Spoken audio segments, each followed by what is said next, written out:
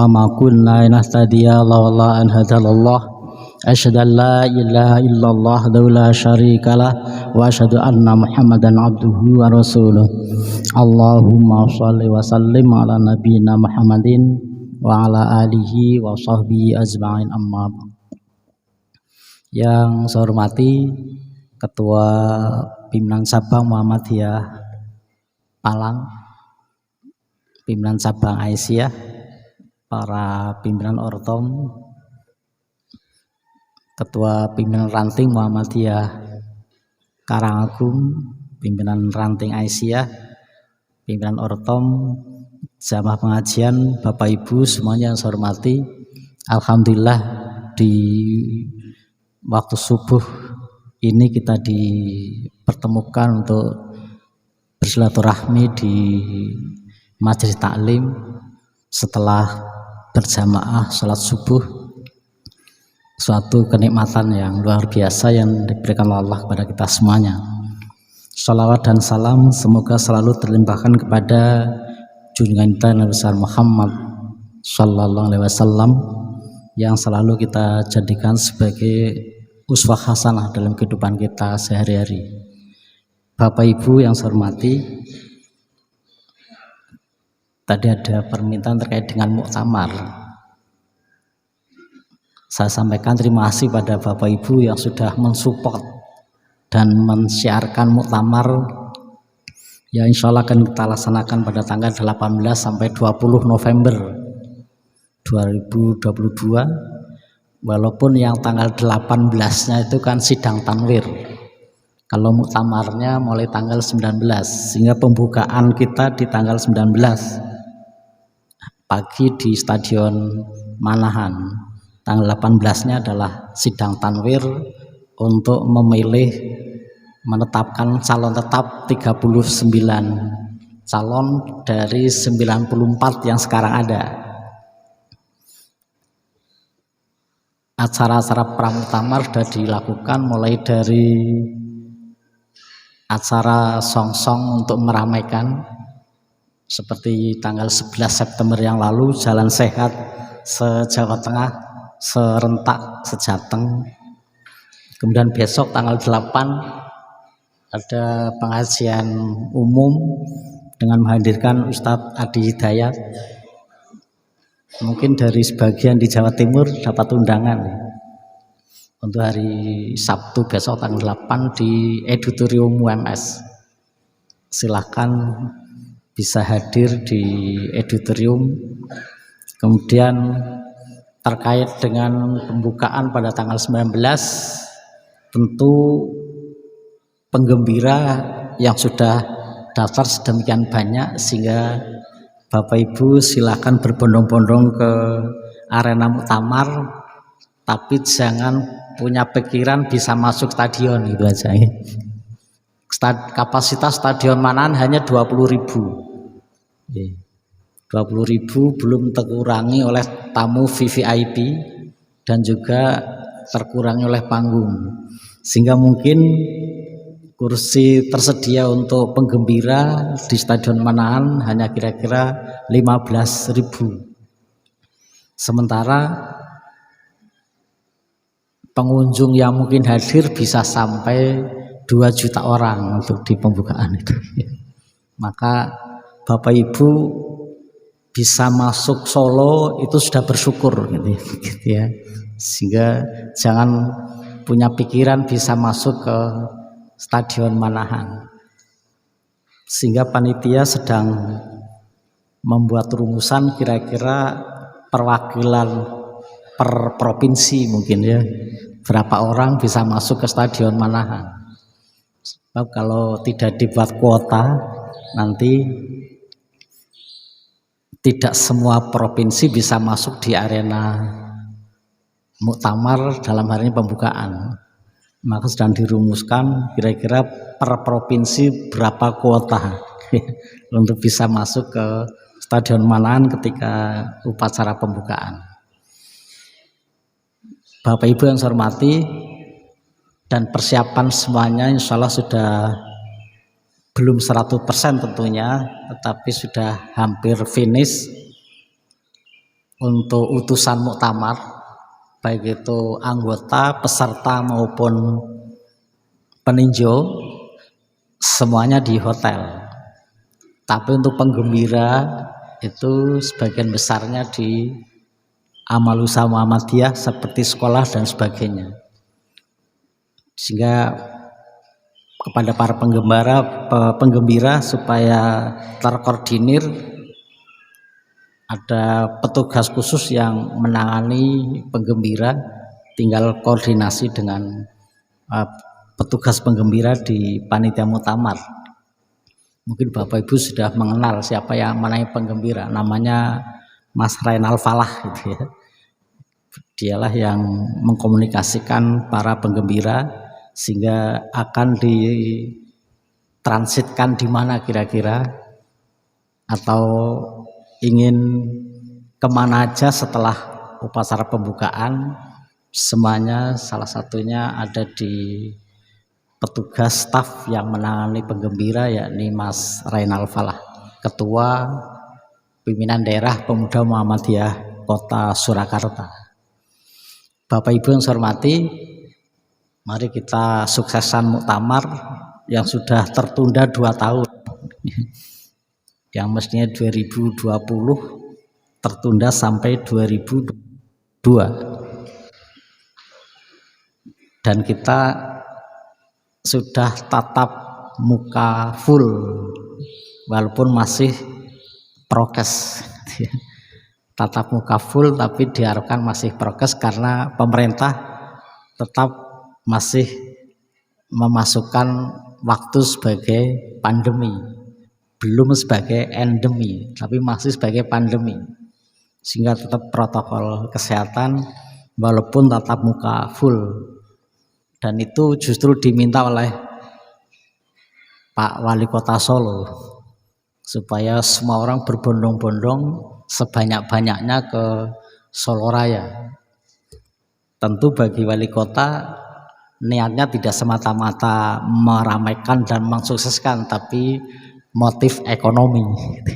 Semakin banyak yang datang otomatis akan meningkatkan PAD, karena Bapak Ibu kan mesti belanja, Bapak Ibu mesti penginapan, Bapak Ibu mesti mulai dari kuliner sampai belanja yang lain-lain, sehingga dengan demikian PAD Solo Raya dan Solo dan sekitarnya akan meningkat.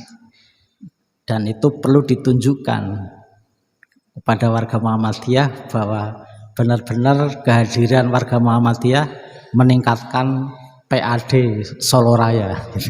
Tidak hanya Kota Solo tapi Solo Raya, satu kajian di Surakarta. Bapak Ibu yang saya hormati, itu sekilas terkait dengan muktamar. Berikutnya masuk ke materi pengajian ya. Bapak Ibu yang saya hormati, kita berada di bulan Rabiul Awal yang tentu kita sudah mafhum kalau di masjid-masjid, musola-musola sebelah itu diramaikan dengan bacaan syair-syair tiba gitu ya. Kalau di sini tiba atau barzanji, orang mudeng ya, orang mudeng. Kadang-kadang salah bareng kok ya, NU Muhammadiyah ini. NU kebablasan, Muhammadiyah babar belas itu ya. Itu jadi yang satu kebablasan, yang satu babar belas itu. Kebablasan karena berlebihan gitu ya. Jadi menempatkan tiba dan barzanji mungkin lebih dari porsinya gitu. Itu mungkin kebablasan berlebihan. Sementara kita babar belas.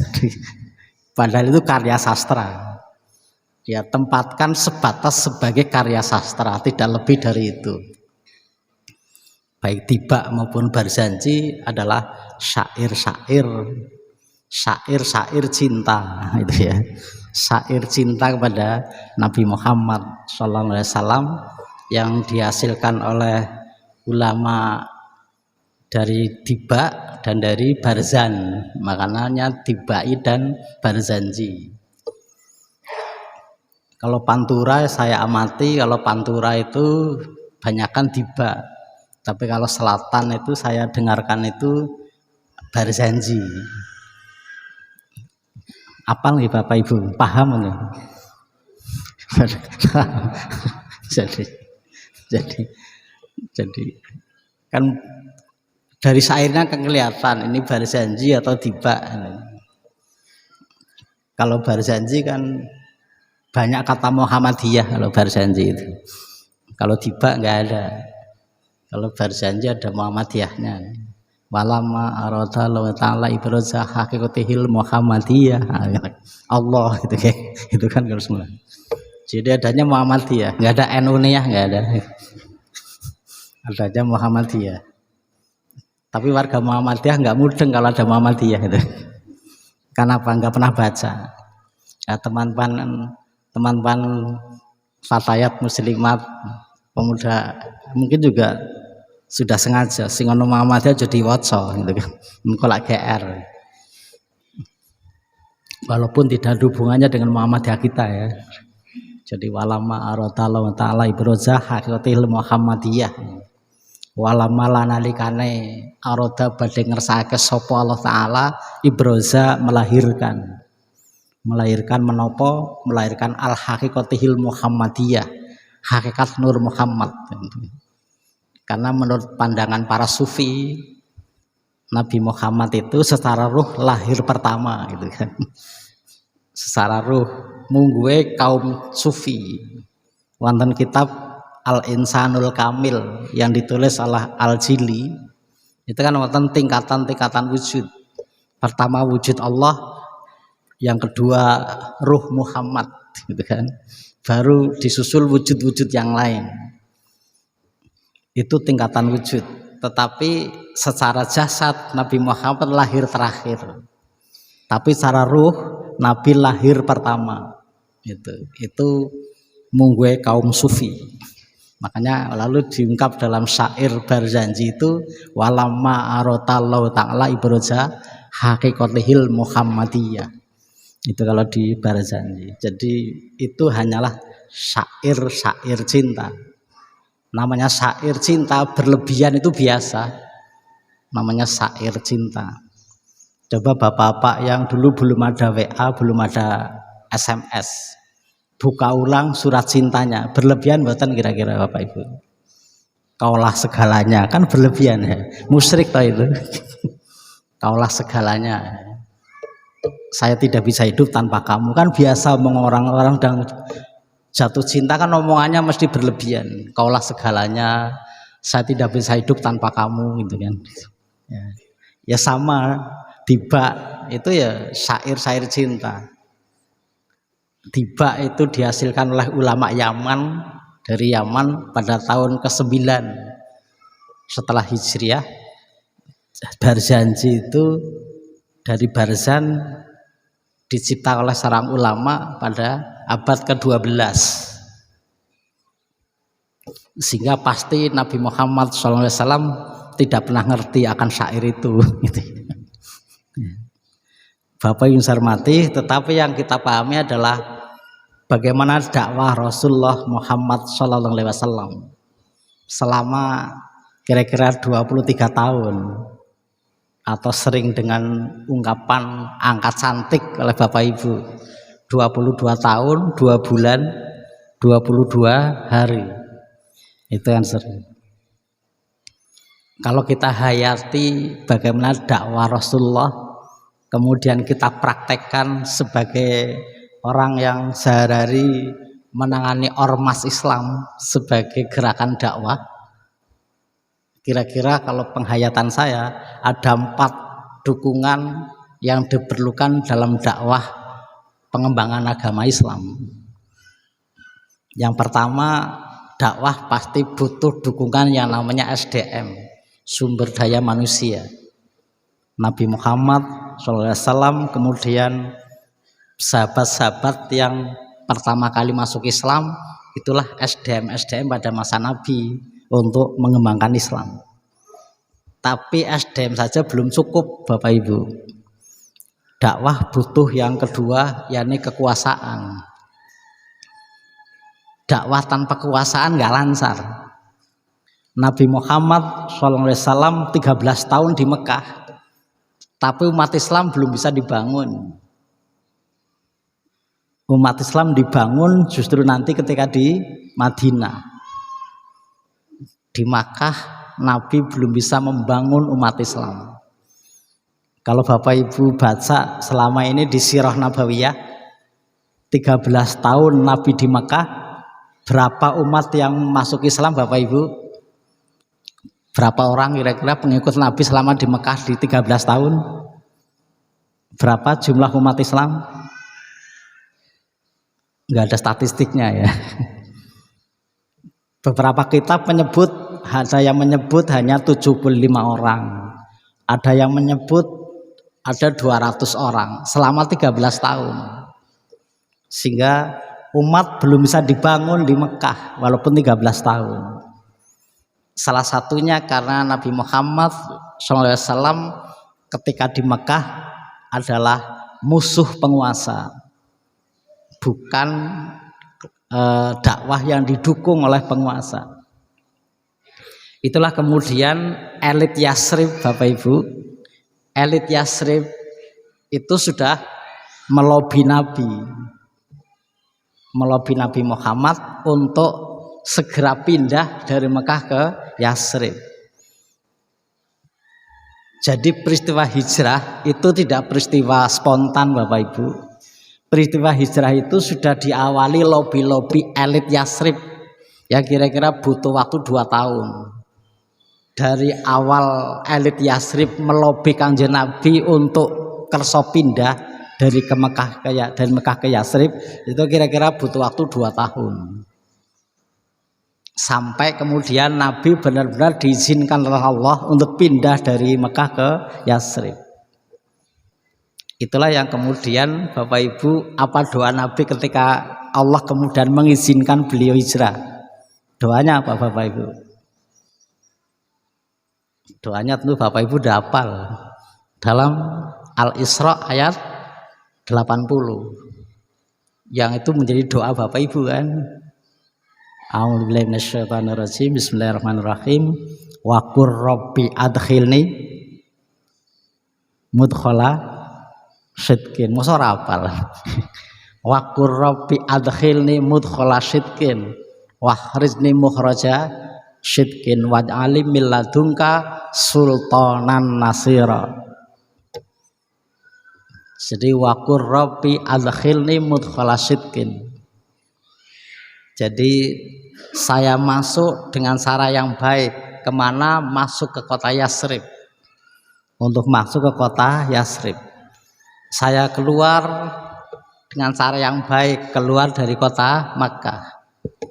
Tapi satu yang saya mohon kepada Tuhanku, kepada Allah, apa itu? Sultanan Nasira. Nabi butuh sultan.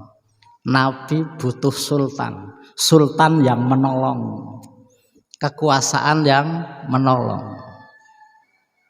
Jadi Bapak Ibu, selevel Nabi pun untuk dakwah masih butuh dukungan kekuasaan, apalagi sekelas ketua PWN gitu ya.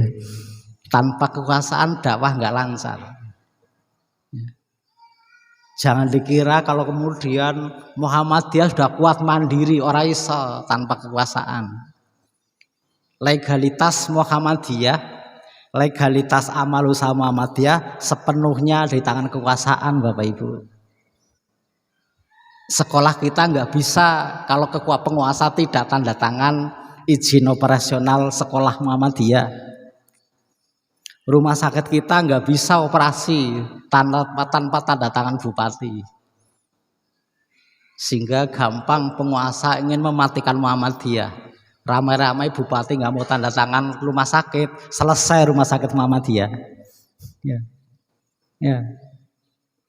Emangnya kita mendirikan rumah sakit liar? Nggak bisa. Tanpa bupati tanda tangan, rumah sakit kita nggak ada. Ya. Demikian juga dengan legalitas ormas. Muhammadiyah punya badan hukum. Tanpa badan hukum hilang Muhammadiyah. Sehingga dakwah tidak bisa tanpa kekuasaan. Maka Nabi pun sampai berdoa, wa qur rabbi adkhilni mudkhala syidqin wa harijni mukhraja syidqin wa alim ladunka sultanan nasira. Sehingga umat Islam jangan abe, jangan acuh tak acuh terhadap politik, terhadap kekuasaan. Tidak bisa agama dipisah dari kekuasaan. Tidak bisa agama dipisah dari politik. Bahkan ketika sebuah paham menyatu dengan kekuasaan, jadilah seolah-olah menjadi madhab resmi negara. Itu sudah terjadi dalam beberapa periode.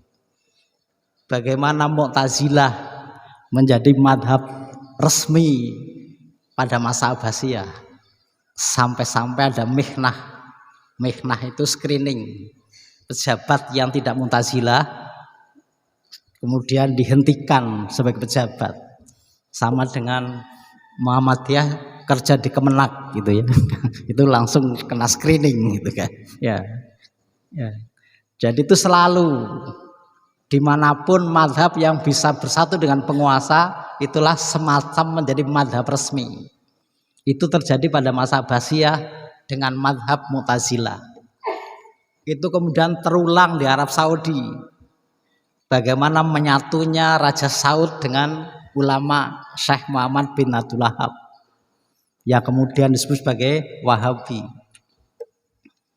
Tanpa Raja Saud mungkin Wahabi tidak sekuat sekarang ini. Saya agak kurang yakin kalau orang Arab itu sepenuhnya Wahabi. Buktinya apa? Buktinya para Habib sampai ke Indonesia nggak ada yang masuk Muhammadiyah. Ada nggak Habib di Ranting Karangagung, ada nggak? Begitu katanya Habib sampai Indonesia, semua jadi NU. Ya, saya sering bolak-balik nyampaikan buat teman-teman Habib itu, susah amat sih Habib masuk Muhammadiyah. Katanya Habib begitu sampai Indonesia kerjanya mimpin selawatan. Di sini gitu nggak sih? Mulai dari Habib Lutfi sampai Habib Syekh gitu kan, termasuk Habib Rizik, itu kan gawennya selawatan. Tapi nggak ada yang masuk Muhammadiyah, Bapak Ibu. Ya, nggak ada yang masuk Muhammadiyah. Coba di Muhammad Jawa Timur ada nggak Habib? Hampir nggak ada, Bapak Ibu. Maka saya mikir, katanya Wahabi, kok sampai Indonesia kok jadi NU gitu kan. Mestinya agak dekat-dekat Wahabi kan Muhammadiyah ini ya. Sama-sama puritan, rujuk ila Quran wa sunnah gitu. Tapi kan prakteknya tidak. Tetapi bagaimana Wahabi begitu kuatnya di Arab, karena didukung oleh penguasa Arab, dalam ini Raja Saud. Walaupun sekarang Raja Salman, putra mahkota Raja Salman sudah membuka diri, tidak sekonservatif sebagaimana Wahabi yang sebenarnya. Kalau standarnya Kitab Tauhid ya. Kalau Jamaah Dahlan sekalipun di Arab, tetapi yang dibaca oleh Jamaah Dahlan bukan Kitab Tauhid tapi Risalatut Tauhid.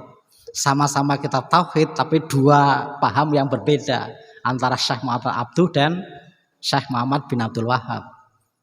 Kitabnya sama-sama kitab Tauhid, tapi sangat beda antara Risalatut Tauhid dengan Kitab Tauhid. Tetapi itulah bagaimana Wahabi demikian kuat. Dan sebenarnya Wahabi adalah harapan baru umat Islam ketika umat Islam pada pokok kondisi terbelakang, kondisi terjajah. Harapan baru umat Islam waktu itu adalah Wahabi. Karena kemunculan Wahabi benar-benar bisa memotivasi gerakan baru Islam di muka bumi. Termasuk harapan di Indonesia sebenarnya. Bapak Ibu tahu bagaimana cintanya Bung Karno kepada Wahabi. Ya. betapa cintanya harapan besar Bung Karno umat Islam itu pada Wahabi. Buktinya apa Bapak Ibu? Buktinya tercermin dari terbitan buku The New World of Islam. Nate maos mboten dereng jenengan. Ya dereng. Buku The New World of Islam itu diterjemahkan ke dalam bahasa Indonesia atas inisiatif Presiden Soekarno dan diberi kata pengantar langsung oleh Presiden Soekarno dan dibiayai langsung oleh Soekarno. Itu buku The New World of Islam. Kalau kita baca buku ini, isinya adalah bagaimana kemunculan Wahabi sebagai harapan baru umat Islam. Sehingga harapan Bung Karno umat Islam itu maju kalau bangkit seperti bangkitnya Wahabi di Arab Saudi. Itu. Jadi itu harapan baru. Sehingga Bung Karno jangan sampai kemudian umat Islam Indonesia menjadi umat Islam yang sontoloyo kan gitu kan. Ya. Baca di bukunya Bung Karno. Dia suka dengan Islam, tapi jangan Islam sontoloyo.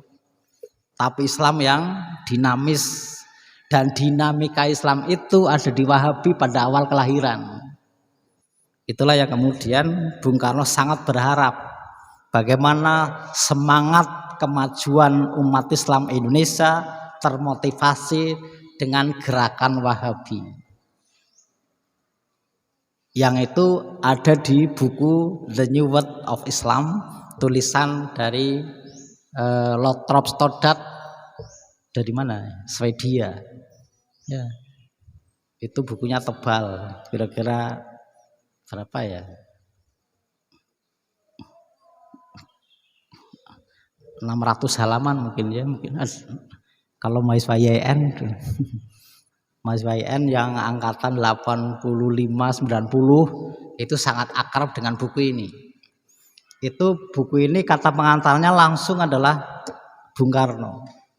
Karena ingin kemudian bagaimana Islam Indonesia, Islam yang penuh dinamika, bukan Islam sontoloyo. Itulah kenapa Bung Karno begitu cinta Muhammadiyah, karena ada kesamaan visi. Apa kesamaan visi Muhammadiyah dan Bung Karno? Sama-sama ingin membangun semangat kemajuan. Ya. Jadi titik temu antara Muhammadiyah dengan Bung Karno adalah pada titik semangat kemajuannya. Jika kalau Bapak Ibu baca di anggaran dasar Muhammadiyah pertama, ya, anggaran dasar Muhammadiyah yang disusun tahun 1912 pada masa kepemimpinan Kiai Ahmad Dahlan, kemudian disahkan tahun 1914. Kalau Bapak Ibu baca di anggaran dasar Muhammadiyah ini, dua kata di dalam anggaran dasar yang menonjol. Apa itu? Satu kata memajukan, dua kata menggembirakan. Sehingga belum ada istilah purifikasi di situ. Belum ada gambaran Muhammadiyah sebagai gerakan pemurnian, nggak ada di anggaran dasar ini. Adanya cuma dua, memajukan dan menggembirakan. Memajukan umat Islam dan menggembirakan dakwah. Bagaimana umat Islam seluruh dunia itu adalah umat dalam kondisi terjajah oleh Barat. Hampir semua negara dengan mayoritas Muslim pada saat itu adalah pada posisi terjajah. Semua negeri Muslim pada saat itu adalah pada posisi terjajah. Itulah maka semangat yang dibangun oleh Kiai Ahmad Dahlan adalah semangat berkemajuan. Dadio ulama sing kemajuan, kan ungkapan kata-kata yang sering dikutip itu. Dadio ulama sing kemajuan. Yang kedua kata menggembirakan. Bagaimana Kiai Ahmad Dahlan ingin membangun, merumuskan metode dakwah yang menggembirakan, bukan dakwah yang menakutkan. Basyiru wala yasyiru wala tu'asiru, basyiru wala tunafiru, itu yang dipakai kan. Jadi yasyiru wala tu'asiru, mudahkanlah jangan dipersulit. Basyiru wala tunafiru, gembirakanlah, jangan dibuat mereka lari. Gitu. Bapak Ibu yang saya hormati, itu harapan Bung Karno, di mana Wahabi adalah harapan baru. Tapi kalau kita ngomong Wahabi sekarang, gitu ya, langsung identik dengan radikalisme dan ekstremisme. Gitu. Karena memang kalau di Arab Saudi kan akidah, madhab akidahnya Wahabi, madhab fikihnya, kenapa Bapak Ibu? Arab Saudi itu akidahnya bermadhab Wahabi, fikihnya bermadhab Hambali kalau Arab Saudi. Jadi Hambali ya, jadi bermadhab Arab Saudi itu. Jadi fikihnya Hambali, ya betul Hambali. Makanya kalau Bapak Ibu misalnya yang mungkin umroh pada Ramadan, punate nggih, umroh Ramadan. Coba Bapak Ibu sholat tarawih di Masjidil Haram atau Masjid Nabawi Ramadan. Tarawihnya 23 gitu kan. Tarawihnya 23, witirnya 2+1. Dan kunut witir.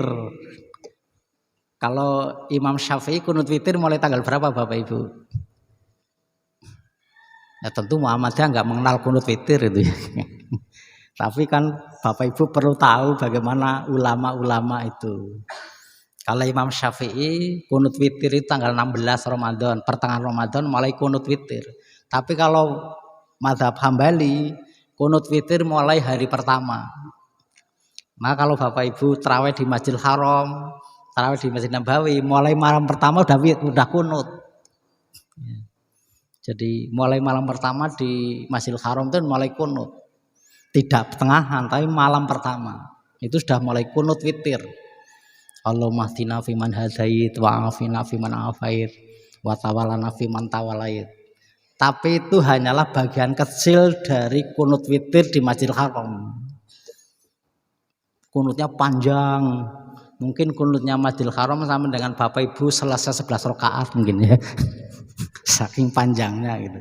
Jadi Allahumma hdina fiman hadait hanyalah bagian kecil dari kunut witir di Masjidil Haram. Gitu. Karena sana madhabnya Hambali. Nah, kalau Muhammadiyah kan bebas madhab. Rujuk ilal Quran was sunnah. Bapak Ibu yang saya hormati, kembali ke awal saya sampaikan, dakwah tanpa kekuasaan itu berat.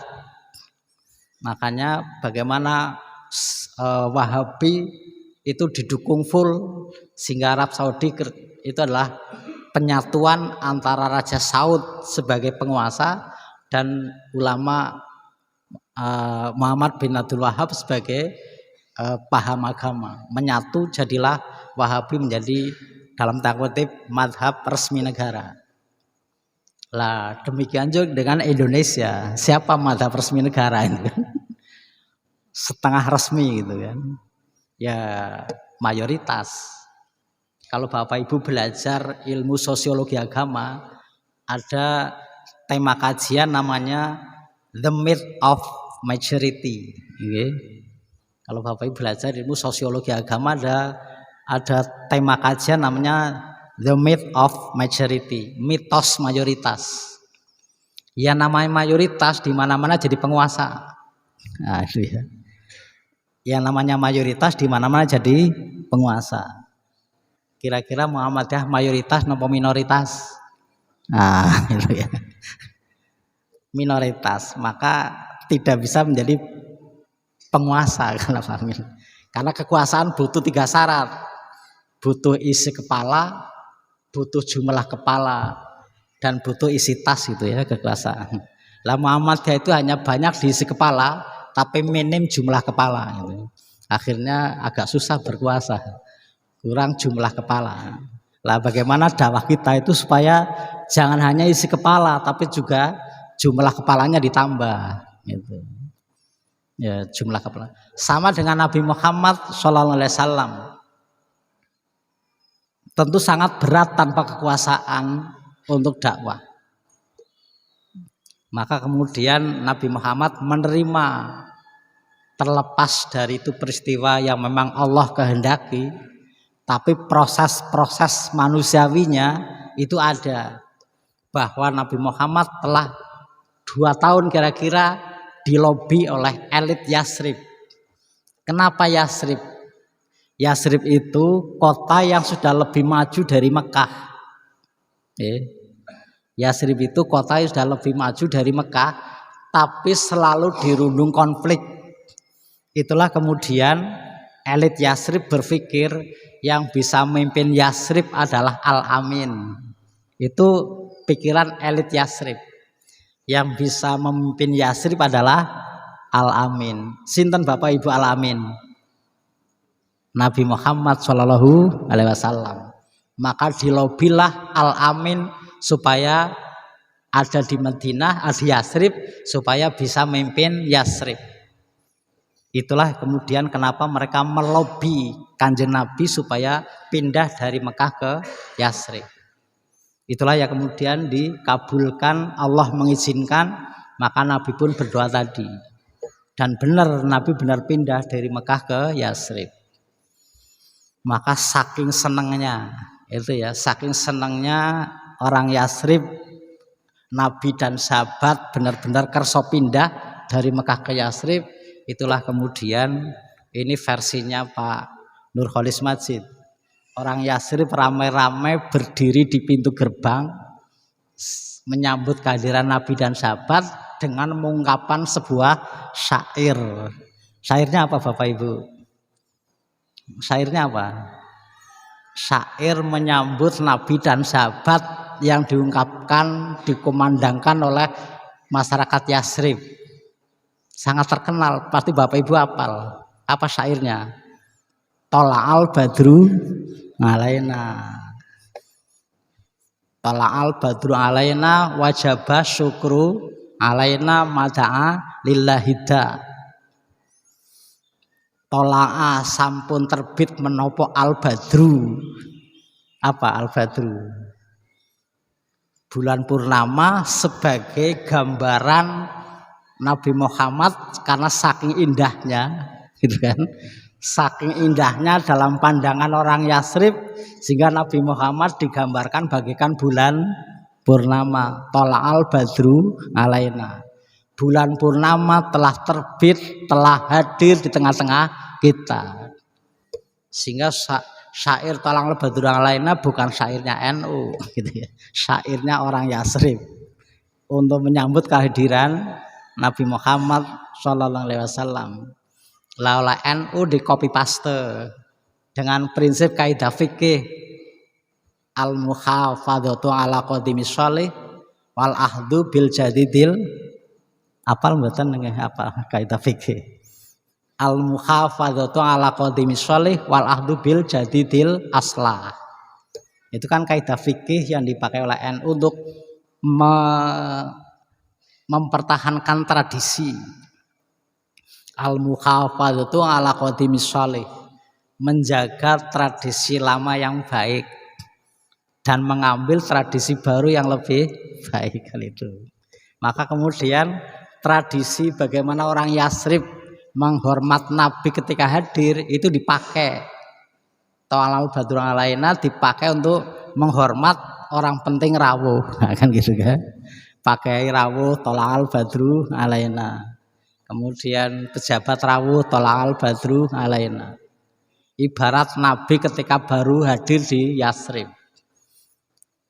Kemudian akikoh itu kan ibarat bayi baru lahir, ibarat Nabi lahir hadir di Madinah.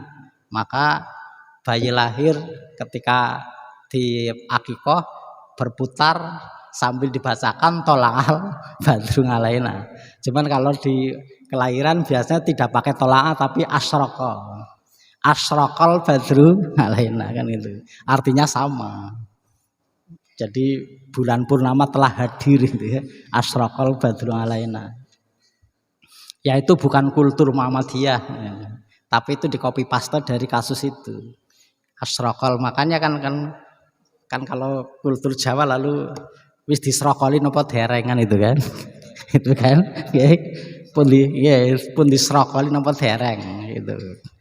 Kalau di Banyumas ya pun diserakali napa dereng. Ya pun diserakali napa dereng, teng mriki pun disrokoli napa dereng. Maksudnya sudah dibacakan asrokol badrul alaina atau belum? Maksudnya itu. Asrokol badrul alaina. Apa yang itulah yang kemudian kota Yasrib berubah nama menjadi Madinatun Nabi. Tidak lagi Yasrib tapi Madinatun Nabi, kota Nabi yang sekarang menjadi Madinah al-Munawwarah, Madinah yang bercahaya. Dulu kan Madinatun Nabi. Dan apa yang disampaikan oleh masyarakat Yasrib benar-benar terbukti. Bagaimana penguasa Yasrib mendukung total dakwah Nabi Muhammad SAW. Maka perintah-perintah syariah itu terus banyak yang turun di Madinah. Karena apa?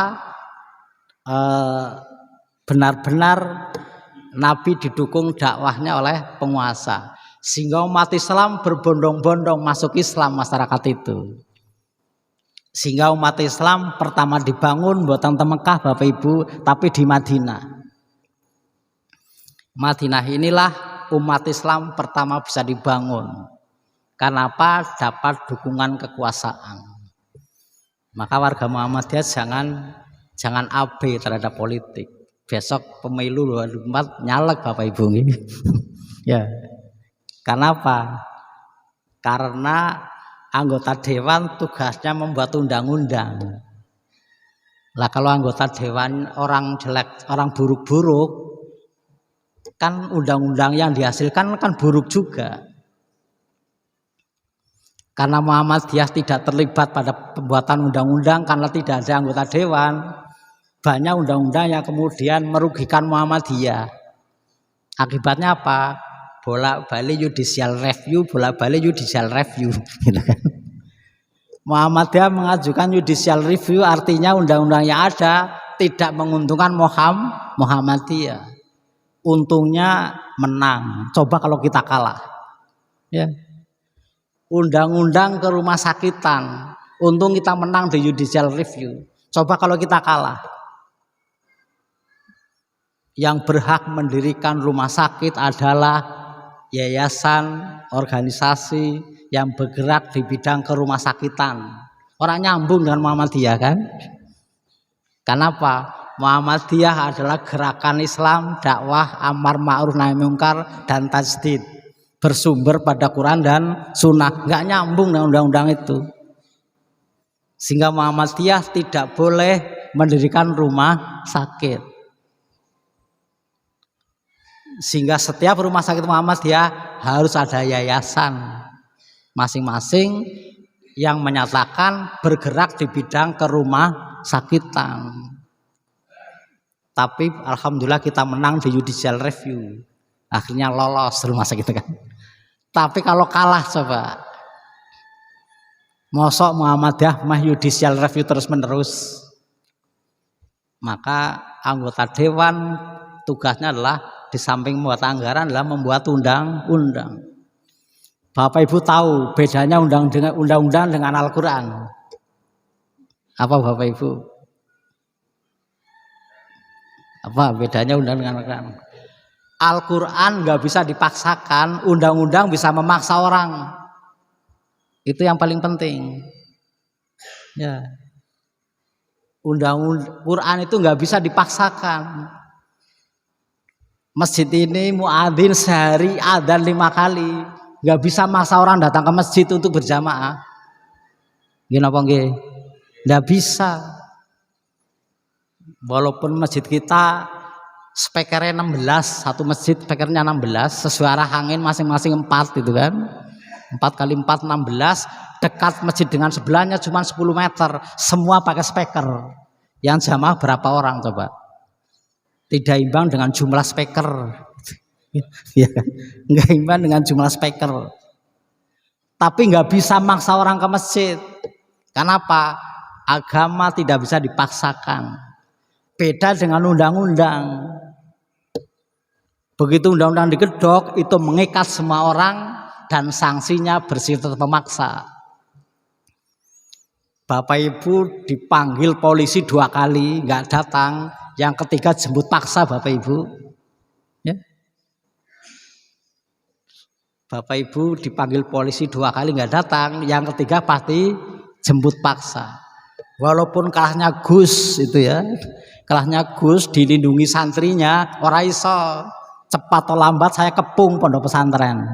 Ya, ya, ya. Cepat atau lambat saya kepung pondok pesantren, saya paksa, saya ambil. Kenapa? Sudah melanggar undang-undang. Maka di Indonesia, siapa yang boleh maksa orang di Indonesia? Ada 4 orang Bapak Ibu. Kenapa? Bertugas menjalankan undang-undang. 1 polisi, 2 jaksa, 3 hakim, 4 KPK. Nah, ini yang boleh maksa orang. Ya.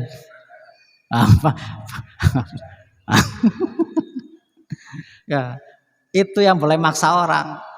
Tapi imam masjid mboten saged maksa orang. Kenapa? Agama nggak bisa dipaksakan. Sehingga kalau ajaran Islam ingin bisa memaksa orang, harus masuk ke undang-undang dulu. Undang-undang anti miras misalnya ya. Kalau itu jadi undang-undang, orang sedang miras bisa ditangani secara hukum. Tapi selama tidak, ya kita nggak bisa ngapa-ngapain. Paling-paling hanya ittaqullah kan gitu kan. Hanya itu aja. Ya, hanya sebatas himbauan moral tapi nggak bisa memaksa. Maka Bapak Ibu jangan abaikan politik. Sejelek apapun politik tetap penting karena menentukan undang-undang. Kalau kemudian orang-orang yang kita anggap tidak baik kemudian aktif di politik, sementara orang-orang baik di masjid Tawakal ini nggak mau nyalek, yang jadi caleg kan mereka semua, yang di anggota dewan kan mereka semua. Lah sementara kita hanya bisa nongkrong di masjid, gitu kan? Ya, maka ada ungkapan Arab kan, al-haqu bila nidhamin yaglibul batilu bin nidhamin. Kebaikan yang tak terorganisir bisa kalah oleh keburukan yang terorganisir. Orang jahat tapi diorganisir itu ngalahkan kita yang baik-baik ini kalau tidak diorganisir.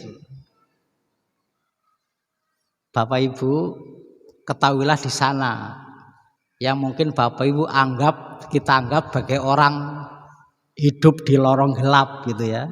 Kalau kita kan hidup di lorong gemerlap gitu. Tapi Bapak Ibu harus paham, di sana ada kaum yang hidup di lorong gelap. Bapak Ibu ada kelompok-kelompok yang kita anggap menyimpang dari ajaran Islam. Ada kaum waria. Waria itu ada organisasinya loh Bapak Ibu. Ada yang nasional, Forum Komunikasi Waria Indonesia (FKWI), lengkap dengan kartu anggota. Jangan Bapak Ibu belum punya kartu anggota Muhammadiyah gitu. Mereka bisa lebih tertib dari kita, jangan-jangan kan. Yang lokal itu ada organisasi waria. Saya nggak tahu kalau di Lamongan, kalau di Semarang ada Perwaris, Persatuan Waria Semarang gitu ya. Kemudian nanti PSK saja Bapak Ibu itu ada organisasinya, namanya OPSI, Organisasi Pekerja Seks Indonesia. Gitu. Ya. Itu lengkap dengan kartu anggotanya, ada manajemennya, rapi teratur. Nah, jangan-jangan kita malah kalah teratur dengan mereka ya. Itu. Dan mereka punya target politik Bapak Ibu. Misalnya OPSI, Organisasi Pekerja Seks Indonesia. Apa target politiknya? Target politiknya supaya PSK dilegalkan sebagai profesi resmi, profesi yang sah. Kalau Bapak Ibu baca di kartu anggota OPSI, pekerjaan sex worker, nah, ya, pekerja sex worker. Lah kalau kemudian mereka kuat, mereka punya caleg dan mereka dukung jadi, sementara kita AB untuk punya caleg, yang jadikan calon mereka. Bayangkan kalau kemudian undang-undang isinya mereka semua, apa isi undang-undangnya? Setelah jadi baru umat Islam bengok-bengok, gitu ya. Ya, setelah jadi baru umat Islam bengok-bengok, tapi sekarang nggak mau nyalek gitu ya, nggak mau nyalek. Jadi Bapak Ibu jangan hanya aktif politik di WA gitu ya. Jangan jadi politisi kelas WA, politisi yang tenanan gitu ya, terjun di lapangan. Apapun partainya, karena Muhammadiyah kan tidak berpihak pada salah satu partai. Apapun partainya yang penting jadi anggota dewan, nah kan gitu ya. Ya. Apapun partainya yang penting anggota dewan. Kemarin kita punya pengalaman baru menggulkan Dr. Ibnu Nasr sebagai anggota Dewan Pengawas BPJS. Sehingga alhamdulillah sekarang BPJS Rumah Sakit Muhammadiyah insya Allah se-Indonesia lancar. Karena kita punya anggota Dewan Pengawas BPJS dari kader Muhammadiyah, yakni Dr. Ibnu Nasr, Direktur Rumah Sakit PKU Muhammadiyah Gombong, Kebumen, Jawa Tengah. Ketua MPKU Jateng itu berhasil jadi anggota Dewan Pengawas BPJS. Sekarang BPJS kan seolah lancar. Pokoknya kalau ada rumah sakit Muhammadiyah BPJS yang nggak lancar, tinggal telepon Dokter Ibnu lah gitu kan. Itu baru anggota Dewan BPJS. Coba kalau punya Menteri Kesehatan lebih lancar lagi kan? Ya. Pertanyaannya bagaimana kita masuk di sana? Dan untuk menggulkan Dr. Ibnu sebagai anggota Dewan Pengawas BPJS itu hanya satu-satunya adalah lewat jalur politik Bapak Ibu. Karena penentunya siapa? Penentunya adalah Komisi 9. Ya. Penentunya Komisi 9 di DPR RI lewat fit and proper test. Nah, kita bersyukur kemarin berhasil membangun fraksi Muhammadiyah di Komisi 9 gitu ya. Perpaduan dua partai. Saya boleh menyebut di sini ya. Ya, ini kader Muhammadiyah yang di PDIP. Nah, Muhammadiyah PDIP. Kader Muhammadiyah di PDIP dan kader Muhammadiyah di PAN. Yang dari PAN adalah Bang Soleh Daule, yang dari PDIP adalah Pak Edi Wuryanto, dosen Universitas Muhammadiyah Semarang, yang sekarang di DPR RI dari PDIP. Dua orang ini kumpul menggalang dua partai ini, suara terbanyak di Komisi 9, gulah berhasil jadi anggota Dewan Pengawas BPJS. Itulah politik. Tetapi sekali lagi rumah sakit kita dan kaum yang lain itu nggak bisa tanpa legalitas penguasa. Tanpa penguasa nggak lancar kaum kita. Makanya jangan abe terhadap kekuasaan. Pak tafsir politik kan kotor.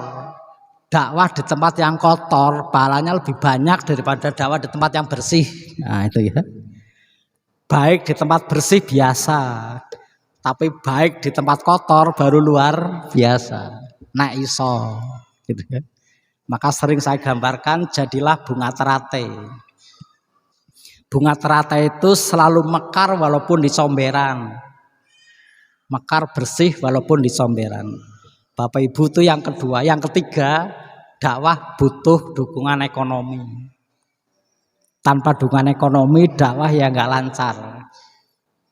Ashumul Islam salah satun, itu kan?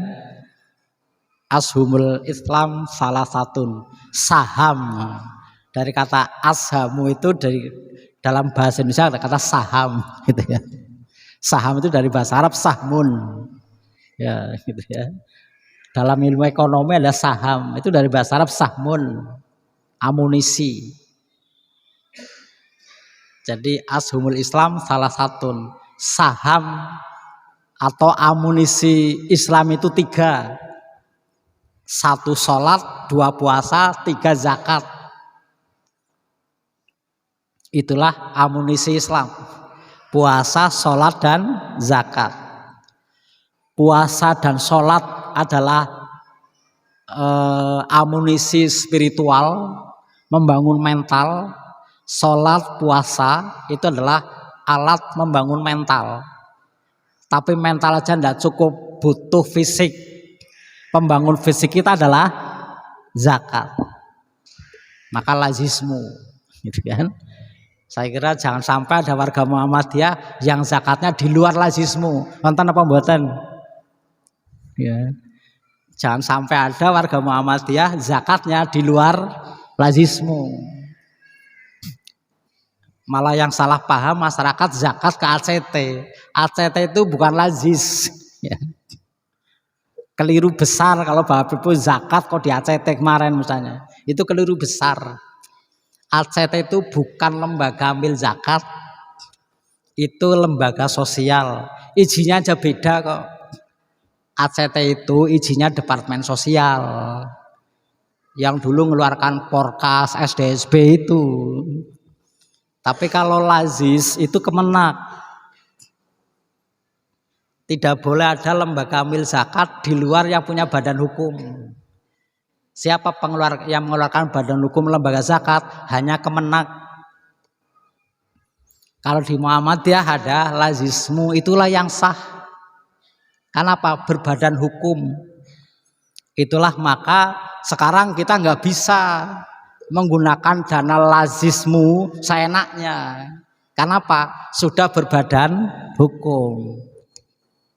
Maka di samping jujur juga harus profesional. Jujur aja nggak cukup, harus profesional, akuntabel, bisa dibaca laporannya. Itu zakat, lazismu. Maka nggak bisa kemudian jaluk duitnya saka zakat ora iso, harus ada proposal gitu kan. Ada proposal, ada surat resmi, kemudian dicairkan. Belum bisa ngajukan lagi sebelum kemarin laporan kan itu. Kenapa? Kita sudah berbadan hukum, harus profesional. Sehingga bisa akuntabel dengan standar KAP, kantor akuntan publik. Tidak salah-salah. Kenapa? Sudah berbadan hukum. Dan yang di luar berbadan hukum mestinya nggak boleh menggalang zakat. Karena yang sah hanya yang berbadan hukum. Maka mari kita bangun lazismu sebagai kekuatan ekonomi umat Islam, badan kekuatan ekonomi Muhammadiyah. Maka Muhammadiyah setelah kuat di bidang kesehatan, pendidikan, sekarang kita membangun pilar ketiga, yakni ekonomi. Walaupun wis telat, ya, wis kalah jauh dengan teman-teman Chinese, tapi ya ora apa-apa. Sekecil apapun harus memulai. Lah kekuatan ekonomi sebenarnya salah satunya ada pada kekuatan membangun pabrik industri. Lah Muhammadiyah belum punya pabrik. Warga Muhammadiyah hanya jadi konsumen. Produsennya teman-teman kita yang sipit-sipit itu. Mereka lah pemilik pabrik. Secanggih apapun tokomu yang kita miliki, yang kita jual produksi apa coba? Ya, coba.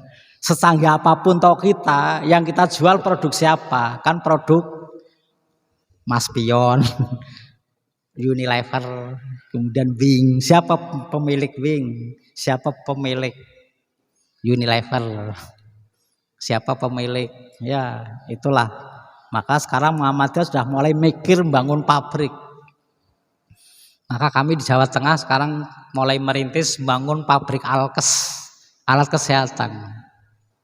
Rumah sakit kita 117 kalau nggak salah ya, se-Indonesia. Di Jawa Tengah ada 53 rumah sakit Muhammadiyah dan Aisyah. Kemana rumah sakit kita beli bed pasien?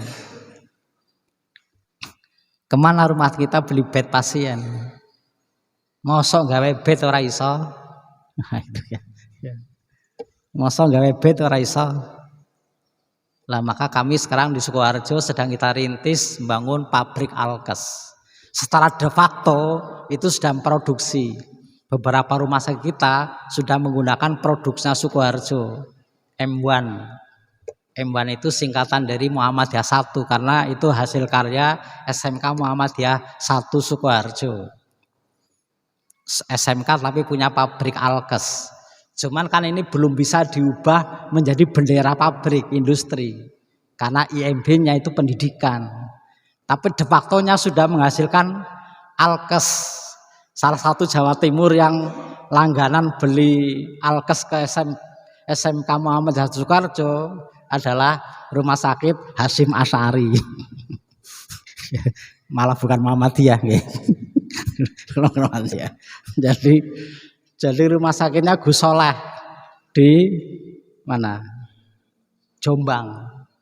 Jadi rumah sakitnya Gus Soleh itu langganannya itu ke SMK Muhammad Sukoharjo.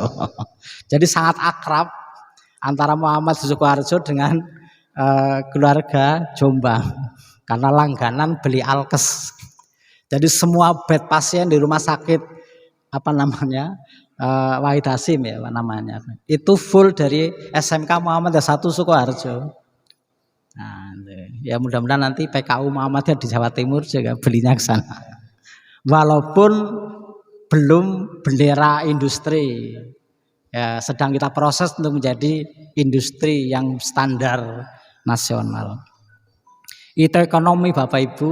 Kemudian yang keempat, dakwah butuh dukungan kultur, dukungan budaya. Kalau saya tanya ibu-ibu kersa mboten Bu di poligami. Coba. Ibu-ibu kersa mboten Bu di poligami. Jawabannya berat. Gitu kan. Sehingga ibu-ibu bingung. Mau ngomong tidak boleh kok Quran boleh. Ngomong boleh kok menyakitkan kan itu Bu. Sehingga paling aman adalah Pak Tafsir, saya tidak menolak poligami, yang penting suami saya tidak, kan itu paling aman. Tapi Bapak Ibu perlu tahu, ayat poligami di Arab itu lancar, nggak ada protes apapun. Ayat tentang poligami lancar. Kenapa Bapak Ibu lancar? Karena sudah menjadi kultur orang Arab. Nggak ada persoalan dengan poligami. Ayat poligami nggak ada masalah. Kenapa? Sudah menjadi kultur mereka. Tapi di Tuban itu belum kultur. Maka susah. Kenapa? Syariah tanpa dukungan kultur tidak lancar. Maka Quran itu sangat kultural. Nabi itu sangat kultural. Sehingga banyak ajaran Islam, syariah Islam itu adalah kultur Arab sebelum Islam datang. Ya. Mandi wajib misalnya. Coba Bapak Ibu baca kitab-kitab tafsir. Orang Arab sudah biasa mandi setelah hubungan suami istri. Kemudian dilegitimasi oleh ayat, jadilah syariah. Tapi sudah ada prakondisi. Coba kalau di Indonesia yang hawanya dingin, ya, itulah. Jadi sudah ada prakondisi sebelumnya. Maka lalu lancar dakwah karena apa? Didukung kultur. Kalau Bapak Ibu tadi kan perintah syariah lalu banyak turun setelah Nabi di Madinah. Salah satunya adalah perintah puasa Ramadan. Puasa Ramadan turun tahun berapa Bapak Ibu? Kalau kita mengacu pada kitab Fiqhus Sunnah Said Sabiq, kita mengacu pada Fiqhus Sunnah Said Sabiq, Ramadan, perintah Ramadan turun pada tahun kedua setelah hijrah. Kalau Nabi 13 tahun di Mekah, kemudian 2 tahun di Madinah, baru perintah puasa, berarti 15 tahun beliau jadi Rasul, baru ada perintah puasa Ramadan. Pertanyaannya, selama ini sebelum Ramadan turun, Kanjeng Nabi puasa apa mboten? Coba Bapak Ibu, Kanjeng Nabi puasa apa mboten? Nah, kalau puasa, apa puasa Nabi waktu itu? Nah, coba. Apa puasa Nabi waktu itu? Nabi puasa Asyura. Ya. Jadi sebelum Ramadan turun, Nabi puasa Asyura. Coba baca di hadisnya. Ini kebiasaan masyarakat jahiliyah sebelum Ramadan turun, kan gitu.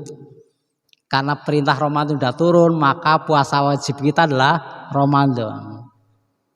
Tetapi tidak mengapa bagi sebagian umat Islam yang ingin tetap pada puasa Asyura. Artinya Nabi sudah dikondisikan puasa kultural gitu ya. Puasa kultural sebagaimana masyarakat Arab berpuasa, yakni Asyura. Baru perintah turun Ramadan. Itulah Bapak Ibu, dakwah butuh 4 dukungan. 1 adalah SDM, 2 adalah kekuasaan, 3 ekonomi, dan yang keempat adalah kultur. Tanpa itu dakwah tidak lancar. Apalagi kalau kita haji itu betapa sangat kuat unsur politiknya. Kalau saya tanya Bapak Ibu, perintah haji turun tahun berapa? Jamaah kalau ditanya tahun-tahun mesti pada nggak hafal ya. Padahal memahami ayat turun tahun berapa itu sangat penting.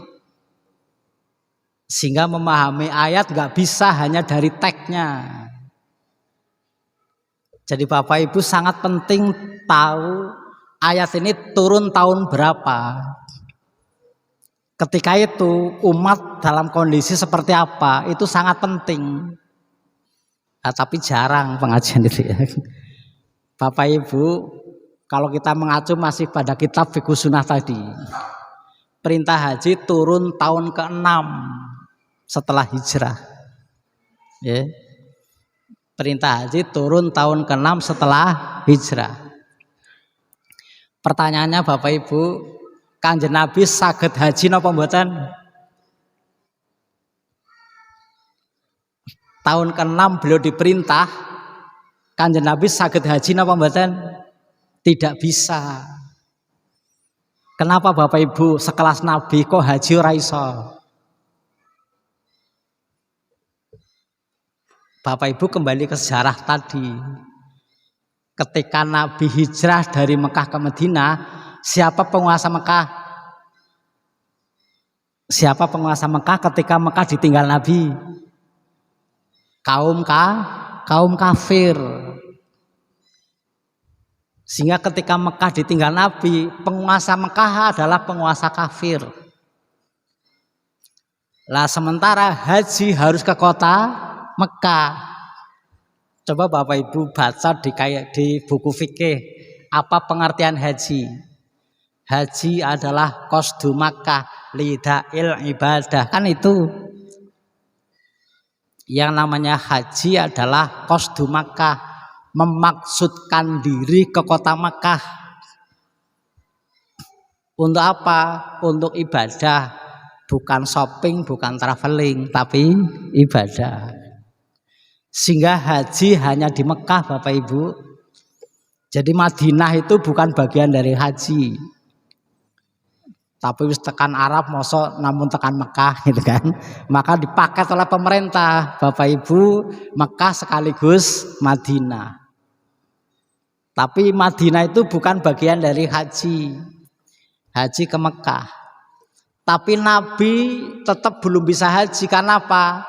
Tidak bisa masuk ke kota Mekah. Kenapa? Penguasa Mekah kafir tidak mengizinkan Nabi masuk kota Mekah. Bayangkan Bapak Ibu, selevel Nabi, meh menjalankan syariah ora iso. Apa kemudian Nabi nekat boten? Nabi fair menerima larangan itu.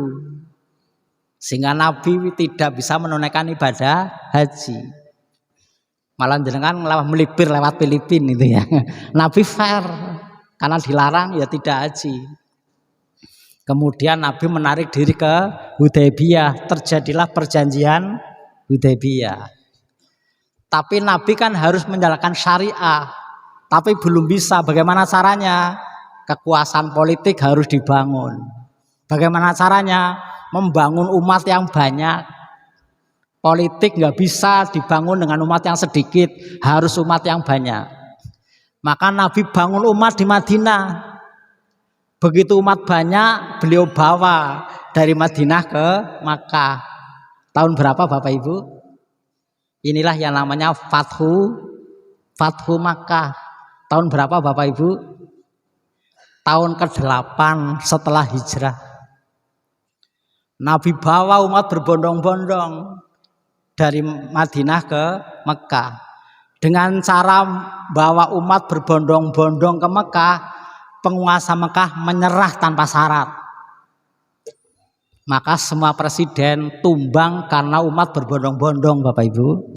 Itu itibak Rasul itu ya, itibak Rasul. Ya. Pak Harto tumbang oleh umat berbondong-bondong. Bung Karno tumbang. Jadi pada para pejabat, hati-hati dengan umat berbondong-bondong ya. Saudara tumbang gitu ya. Itu dicontohkan oleh Nabi. Nabi langsung mimpin korlap demo beliau kan. Ya. Jadi demo itibak Rasul ya, itulah Fathu Makkah. Sehingga siapapun yang digeruduk massa itu bisa tumbang. Itu belajar dari peristiwa Fathu Makkah. Tapi caranya berbondong-bondong. Kalau orangnya cuma 1-2 ya waktunya habis nih. Lah, maka saya minta waktu sedikit. Begitu umat banyak beliau bawa jadilah Fathu Makkah. Sehingga dengan Fathu Makkah umat Islam menguasai kota Makkah. Umat Islam menguasai kota Makkah. Sehingga kita bersihkan berhala-berhala yang dari Ka'bah, kita bersihkan. Orang kafir sudah tidak berkuasa lagi. Full Nabi Muhammad SAW dan sahabat. Itulah kemudian tahun ke-9 beliau baru bisa menunaikan ibadah haji. Itulah haji pertama dan terakhir beliau. Sehingga Nabi tidak bisa haji karena hambatan politik. Sehingga Nabi harus waiting list 3 tahun. Tahun ke-6 diperintah, tahun ke-9 haji. Itu 15 abad yang lalu. Kalau Bapak Ibu kemudian antri 30 tahun wajar gitu ya. Wong Nabi juga 3 tahun. Hanya bedanya Nabi karena hambatan politik, kalau kita hambatan antri, gitu aja bedanya ya.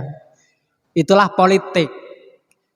Sangat mendukung kelancaran dakwah. Maka jangan abaikan politik Bapak Ibu, karena itu adalah penting. Terima kasih, demikian apa yang dapat sampaikan, mudah-mudahan bermanfaat. Kurang lebihnya mohon maaf. Nasrum minallah wa basyiril mu'minin. Wassalamualaikum warahmatullahi wabarakatuh.